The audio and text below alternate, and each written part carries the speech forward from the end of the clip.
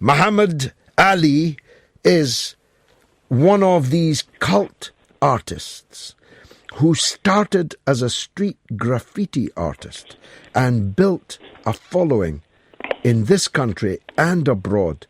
He's a cult figure. So when I realised that he was the man behind Knights of the Raj, the exhibition on curry and how it took hold of us so powerfully. I mean, I'm on a diet at the moment. I can't eat curry. I haven't had a curry for 2 weeks, and I'm absolutely desperate for one. But the way in which this small group of poor people from a poor part of a poor country, Bangladesh, transformed the landscape, literally and figuratively, transformed it, is well worthy of an exhibition.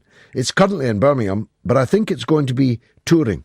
And the curator is Mohammed Ali. Sing Mohammed Ali. Welcome to the show, Mohammed. Thank you, George. Thank you. Tell us why you did this. It's a big change from your normal artistic work. What made you go into the curating business on this occasion? This is very personal, George. I'm an artist. I've been working as a full-time artist now, making a living from it, believe it or not. And this has been my passion from a young age. Now, really, it's personal for me because really from a very young age, even though I've been always secretly kind of drawing and painting, even with the horror of my parents at times, like be a doctor, be a lawyer, an engineer, which is quite common in this community. Creativity was part of what I did. I left the family business because the family business since I was 11 years old was curry. I served curry from a very, very young age. I've been helping my late father in the business. My father was an immigrant who came in the late 50s, and from the beginning, he worked in the factories and in the industry at the start, but curry it was part of my livelihood. So I'm kind of doing a full circle in a way by kind of going back to something very personal for me after the passing of my father. Artistically and creatively, what inspired me was to go back to looking at who I am, where we come from, where this community, the communities, especially when you're talking about immigrants and immigrant contribution in the kind of discourse of today. I felt like I need to go back and find something personal to me, the recognition, the appreciation that isn't there, like we're talking about curry, which is part and parcel of British identity and tradition. But actually, who brought this and where did it come from? It didn't appear overnight. It didn't just appear just like that. But the struggles, the perseverance, the gritty, unpleasant stories even behind how my parents and my father's generation, struggled to make a life here. That's what this exhibition is about. Tell us some of the things that are in it, will you? Sure. It's very immersive. You're walking in, and it isn't just paneling people to death as you might see in a typical museum gallery, but it's very immersive. You've got literally an entire restaurant booth, an original one. Like the kind of the flock wallpaper. Have you got the red flock wallpaper? Yes. Oh, fantastic! We've got to have a bit of that. Every restaurant. You're familiar with these things that are. Sadly, you don't see them anymore. No, you don't. You see that all these Indian restaurants are very contemporary looking and actually have lost a bit of soul along the way. I agree with that, definitely. I passed one today. I won't name it because it wouldn't be fair. Might be great inside, or rather the food might be great. But I was looking at it thinking, that's an Indian restaurant, but it could just as easily be any kind of boutique restaurant. Why would I choose to go into an antiseptic place like that for a curry? Absolutely. So what you see is bring that back in. I managed to salvage some of these kind of decor from some restaurants that just before they renovated, literally I'm talking, I kind of went around the country in certain times and just like pulling bits out of, bolted dishes and a trolley and, the wallpaper. I literally peeled off wallpaper. Raiding the skips. Yeah, absolutely. I literally was in a skip at one point, believe it or not, right? Pulling things out the back. I saw one restaurant in Birmingham, they were having a renovation done. And the skip outside, I dived in it straight away. Said, "Listen, do you mind if I take some of this furniture?" And they were like, "Yeah, take it all you like. You're doing us a favor." But little did they realize that these items they were chucking out have stories and so much behind them. So we brought that into the museum to kind of take people back to that time of the flock wallpaper, and you're going to hear stories and videos and sounds in there. Even the sounds of the kitchen, the buzz of the kitchen. I've recorded like the shouting in the kitchen between the staff. I'm just trying to really take people back to the reality. And one of the ones that really excites me is the bedroom area. We've got a staff quarters. Every single restaurant at that time anyway, you'd have staff, chefs, waiters, the cooks. They'd be living upstairs in these places. In the early restaurants, 80s, 90s, even as far as that, they would still be living upstairs in single men usually.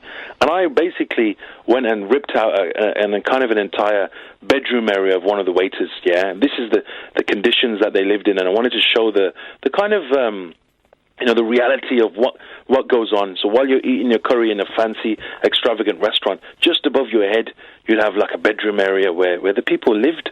And that's one of the highlights for me, the bedroom area, the staff zone. Now, it's been packing them in. It's even been extended. What kind of people are coming, Mohammed? This story, one might say it's the Bangladeshi community, and it's telling their story, right? And it's true, yeah. The majority of a good chunk of the communities have come in their droves to this. But you know what? I would say the good majority, to be fair, is everyone. This is a story that connects everybody.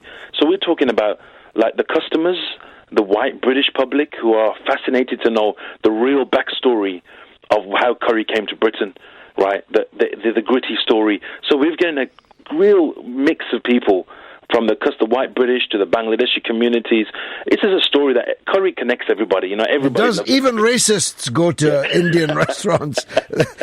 You might be on a National Front march and then head for a curry. I mean, when I was young, yeah. at night, when your mother and father said, we're going out for our tea, we called it tea instead of dinner. We're going out for our tea. You knew you were in for sausage, egg and chips, tea, bread and butter in a restaurant with a plastic tablecloth. That's how Britain was before curry became king. My goodness, even if you were a racist, you got to prefer a buna lamb or a chicken madras to sausage, egg and chips. Absolutely. I mean, and these are the brilliant things that we've discovered while doing this archives and gathering this content. That if it wasn't for the Bangladeshi-owned Indian restaurants, I must be clear on that it was Bangladeshi-owned Indian restaurants, that actually they're going out for a meal. And actually going and wining and dining, and where you'd go on a date with a girlfriend, for example, it was going for a curry, and that transformed the way, the eating out habits or just going for a meal and the dining experience. Some compare going for a curry almost like going to the spa, because you'd like going into a restaurant. Good evening, madam. A table for two. You take the coat off. You were pampered, and that was the only place you could find that was in an Indian restaurant. Yeah, and of course there's the hinterland. Now, my father, God rest his soul, when I started eating curry, so that would be in the late 60s, he just thought that you would die if you ate food as hot as that. He was the guy with the scampi and chips. But by the end of his life, he was cooking curry, which is the point I want to make. It's not just the restaurants now. If you go into any supermarket, you'll see all the paraphernalia for cooking curries. Now, they're not going to be as good as they would be in one of the restaurants. But people and there's cookery books on Indian cuisine by the hundreds in the best bookshops. So it isn't just that we all go to the restaurants. Many, many people at home are doing their best to recreate it in their own kitchen. Yes, Indian food transformed this nation. That's all I have to say, really. That there's no doubt, the impact it's had. It has long been underappreciated, and this is the reason for this exhibition. It was high time, I felt, especially at a time when we face, these conversations about the immigrants and what they brought. I say, like, my father and his generation, this needs to be appreciated, that we changed this country in a different way, yes, no doubt. I'm trying to show a different way of a form of how cuisine is a big part of culture, right? Of course it is.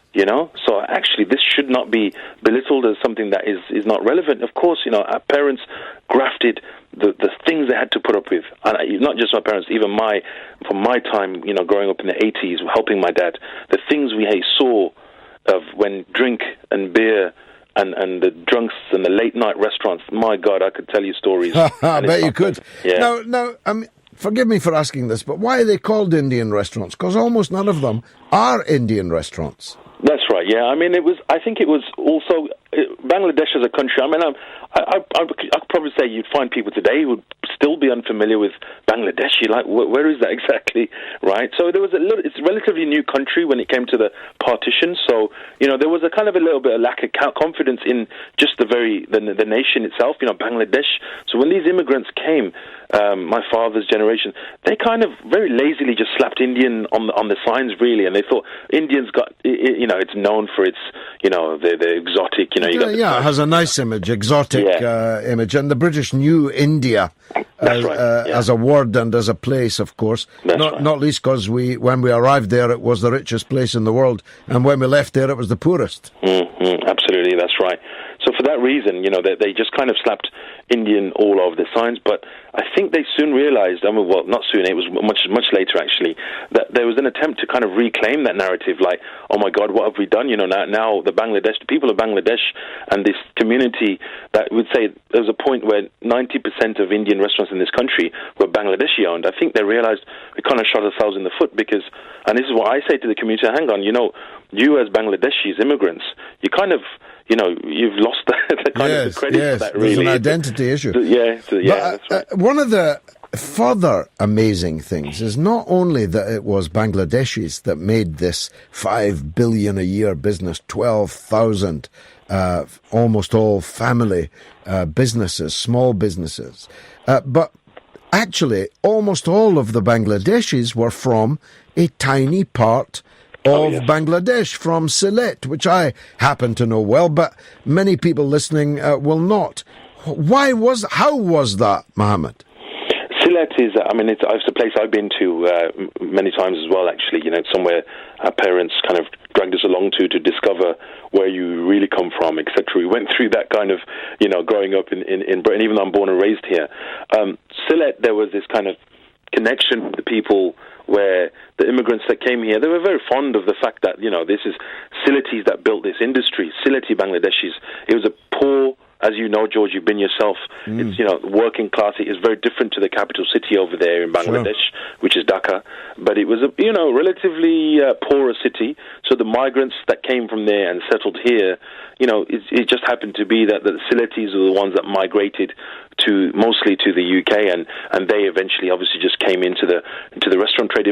Initially, of course, it was the factory. My father worked in the BSA factory, which is the Birmingham Small Arms factory in Birmingham, which went on to make motorcycles. So a lot of immigrants came to cities like Birmingham, and then you got the northern towns as well, where the industry, that was what attracted them.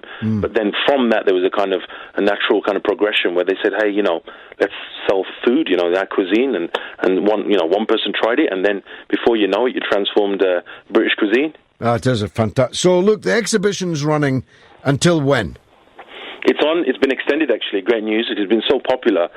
We're on till January the 14th is the final, the big day, the closing day, right? So we have about 5 weeks to go. It's a free exhibition, so it's like, we want to make it accessible. That was the key for me, that we make these historic, big, grand venues like, the Birmingham City Museum and Gallery accessible to people and to everybody, and telling people the stories of the real people, if you like, the people of the city, the people who made things happen, and I wanted to make sure that the museum, is accessible. So it's a free 7 days a week, and it's until January the 14th. 7 days a week. I was going to ask you that. And it's free entry. Well, you'd be a fool not to go to it. I'm definitely going to the grand finale. But you must take it on the road, Mohammed. I mean, there's obvious reasons for having it in Birmingham, but there's lots of other places we'd love to see it. For sure. We are already in the planning stages. London is coming soon. We are going to be having a version of it. If I'm honest, because Birmingham's my hometown, born and raised here, this had to be the big one. Yeah. But we definitely are doing a version of it in London, and we're looking at New York as well, believe it or not. Wow, New York. Yeah. Well, look, I've got a very controversial thing to say to you. The best curries in Britain are in Glasgow, so you should look at taking your exhibition to Glasgow. Mohammed Ali, thank you very much indeed for joining us. That's the curator of Knights of the Raj at the Birmingham Museum and art gallery, free, 7 days a week. Oh, I can just smell the curry